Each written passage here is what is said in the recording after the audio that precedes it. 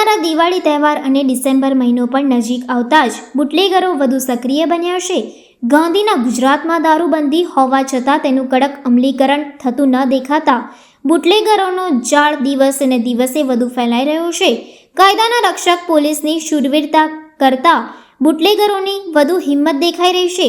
દારૂ વેચનારા પણ નિર્ભય બની ગયા છે અને પીનારાઓ પણ ખુલ્લે આમ પી રહ્યા છે. વડોદરા શહેરને વ્યસન મુક્ત બનાવવા પોલીસ તંત્રના દાવા છતાં જમીની હકીકત કંઈક જુદી જ દેખાઈ રહી છે.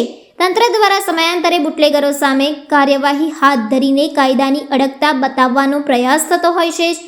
તે જ અંતર્ગત વડોદરા શહેર પોલીસની પીસીબી શાખાએ શહેરના વિવિધ વિસ્તારોમાં રેડ કરીને ઇંગ્લિશ દારૂના જથ્થા સાથે 3 ઇસમોને ઝડપી પાડ્યા હતા.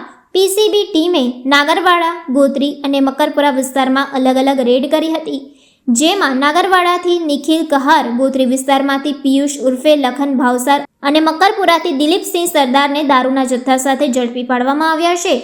ત્રણેય આરોપીઓ વડોદરાના અલગ અલગ વિસ્તારોમાં ઇંગ્લિશ દારૂનો જથ્થો રાખીને છૂટક વેચાણ કરતા હતા.